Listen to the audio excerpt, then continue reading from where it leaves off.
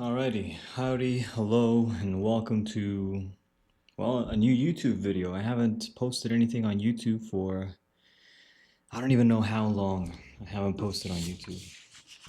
But today I want to show you some of my recent, if we could call it that, developments. I find that this design is fantastic. So I want to share with you in English.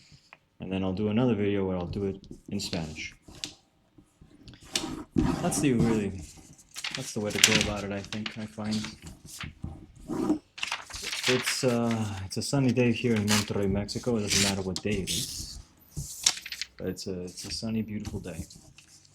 It's not as dirty as other days. I'll stop talking about the now, and I'll go into the now.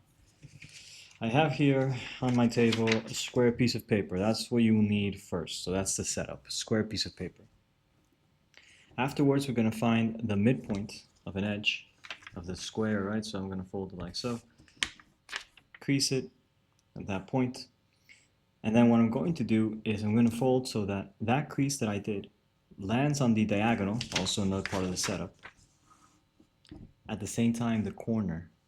So I'm going to start doing that, right? So I'm going to put this point on the diagonal line. There's the diagonal. You can sort of see it there on the background, you see? Well, then the vertex is going to land on the edge of the square, right? So it's two conditions into one.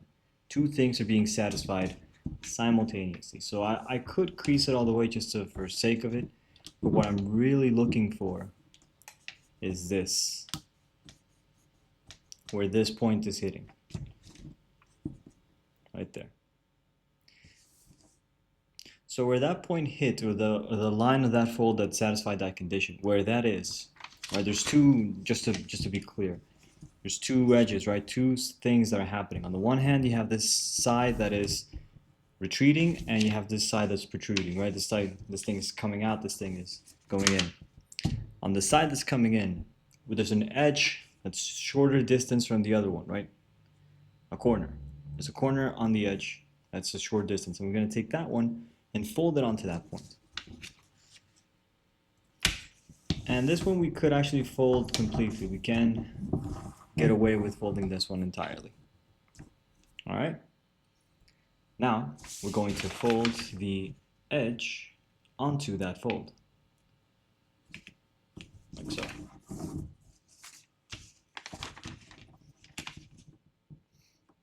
All right, so far so good. So what I'm going to do next is I'm going to mirror these two folds on the diagonal line. So I'm going to do one at a time. So I'm going to fold this, and because this is getting mirrored, I'm going to take it as my light line, as I like to call it. And the diagonal line is going to act as a mirror. So I like to fold my light first and then the mirror. And when I fold the mirror, I'm going to get this bulge happening here. And then what I'm going to do is begin to descend, bring this down like so, and make a little boat kind of thing. And then I'm going to unfold and extend. And what I've done is that I've taken this line and mirrored it on the diagonal. So I'm going to do the same thing for this other one on the diagonal as well. You're going to see that there's this beautiful incidence happening here.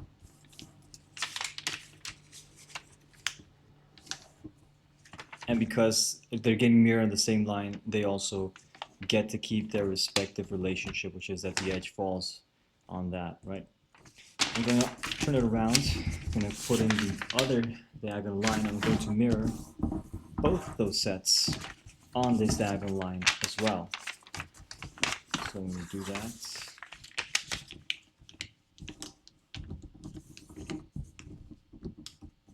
This mirroring technique, I find, is very, very cool, and it can help you save up a lot of time in some instances. So there's some cases where it might prove to be more complicated and useful, but I am confident in saying that for the most part it is something that can help.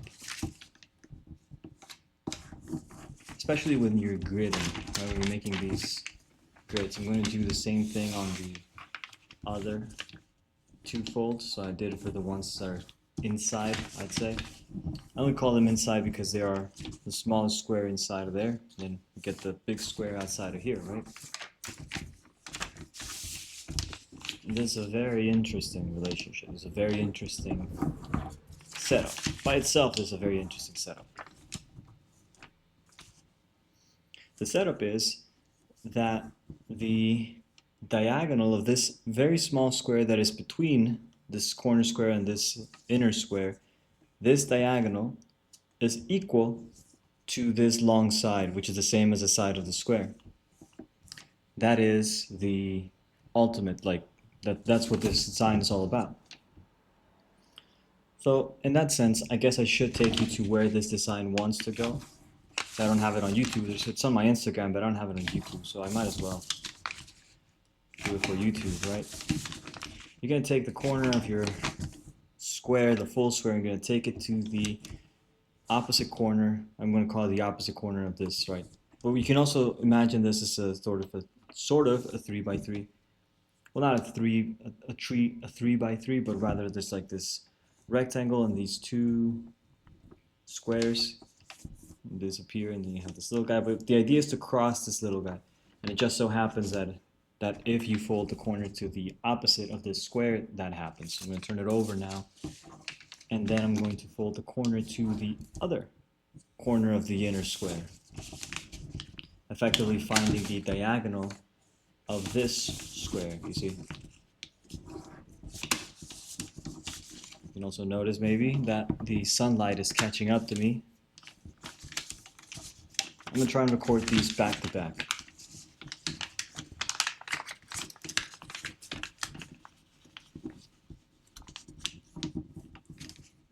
So now I did a thing without saying what I did. How does that feel?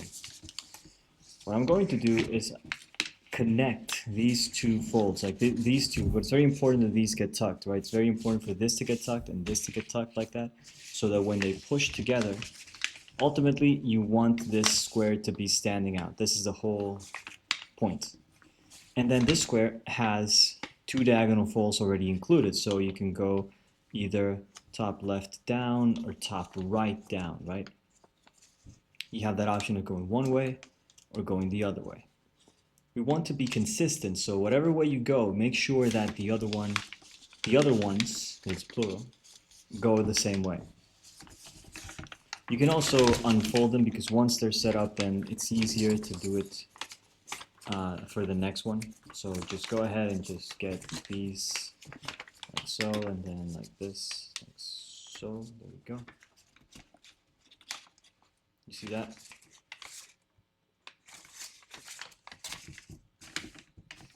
So if I combine them now, like so, this thing's going to fall flat and look this way. More interesting, I find, is when these are tucked within the neighbor, right? And because it's a square, it's the same area for the triangle going in. So that happens. The next video I shoot, by the way, is gonna, the camera has to be closer to the table, I find. And then, oh, actually I forgot that this thing, oh my goodness gracious. This is what happens when you get out of the swing of things, I tell you. Because if I'm not mistaken, there is actually a zoom function. Aha.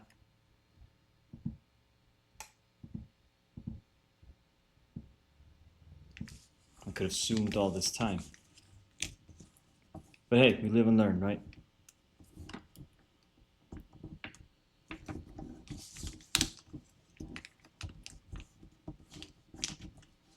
And then what I did was, once those are tucked in, we have these very interesting, I call them almonds. Actually, they're called in the Islamic pattern literature, these are called almonds. Kind of look like almonds, right? And almonds usually show up in bilateral form. That is, they're like two right triangles together. That's usually their way of being. And so we can fold on their bilateral symmetry line, which is this one, like so. get it to tuck in, and we have revealed the nature of this grid, the whole point of this grid. And it's an octagon, but the question then is, well, is this a regular octagon? And just to show you how it is, I'm going to fold it in half like so, and you're going to see that the edge is lining up, right? Like by folding this edge onto that one, I'm able to demonstrate how they are congruent. Congruent means that if you put it on top of something else, then that which is put on top on can be the same. If it is the same, then it is congruent. And if it's the same, but you have to flip it, then it's chiral. Like your hands, right? Anyway, you're going to see that now what I'm doing is I'm opening up the pocket, the flap, and then lifting up that fold that I just did, but not the fold that I just did, because that one was this one, rather the one underneath it. And it just so happens that the fold that I did allows for this to slip onto the center. Actually, this is my mistake. This one popped out a little bit. Let me just do that. There we go. Some tension, unnecessary tension there. And you have this thing. This is what I call an octagonal tato box. Tato because of the Japanese tatos, right? The little origami boxes, right? And you can pop it then, and you get this beautiful thing, right? Actually, very interesting properties to this shape. And then you can also squish it. But what I find most interesting is that if you are well versed with how this works, you can easily open it up to show this. And so that means that you could, let's say, in theory, let me pick up something. Yeah, like the things I have around are a mint and a screw, right? So let's say that this was that I wanted to gift this to somebody, a mint and a screw for some reason. Then I can put that in the center there and sort of tuck it in. Well, as I do my folding, then just make sure that that's sort of inside of there.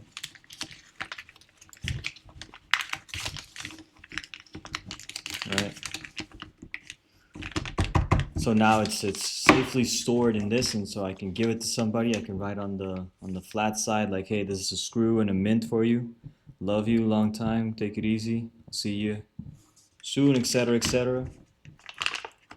Don't wait for me too hard, too long. Here's your mint. What's also cool about putting a heavy object on this is that then it can actually lie on this side, right? Because the object is going to be on that face. So it kind of stays up in the air, which is kind of cool. I find like it's a little sculpture thing. Pretty interesting design. One of my favorite designs of mine. Hope you enjoy folding these. I sure do. I did a video on these on Instagram, but honestly, it's good to be out on the YouTubes. And soon I'll be an old man. I hope to be. So until then, I'll keep making these little videos for you. And yeah, thank you. Hope you enjoy again, and take care. Wouldn't it be funny if I did this and then the screw was in my hand? No, of course not. It wouldn't be funny. But again, it's a nice little. This is a tato, by the way. It's kind of interesting also how the tatos don't come up in this form of the octagon, because you need this grid in order for this kind of design to work, which is. Oh, also, maybe I should add here, if you watch this far, I guess you're into it.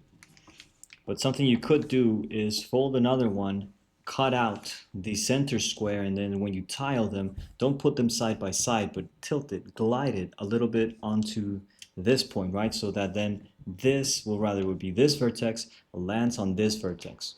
So it would be like a glide on a diagonal line. It wouldn't be well, it's a translation actually, but it wouldn't be a translation relative to the edge of the square. Rather, it would be relative to the diagonal of the octagon that's inside. Because if I flip it, you're going to see that actually on this side there's an octagon with some little leftovers.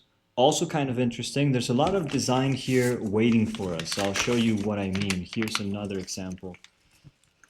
Because you have this square, right, then you can bring this down like so, and you can pop it to the sides. You see that? And then these can also just as well go within. Right? But if you flip it, then you get a nice square, and that allows for the popping to happen. But see, then it pops, but this thing is hid, right? So you would have like an open kind of base thing. So it's really a matter of how you play with this square that is executing the motion. There's a lot of game for this. There's a lot of game. Because you could even do like some Fujimoto cells if you were to tile this. You would need to be able to be clever in order to get to imagine this grid as inside of a square, like this whole all this information to put this inside of a single unit square, and then take this onto like a 2x2, a 2x3, and then fold it. And what's going to happen is very interesting because you would have two squares beside each other. I will leave this for another video. I have to do one in Spanish before the sun catches up to me. So thank you, take care, I'll see you in the next one. Bye bye.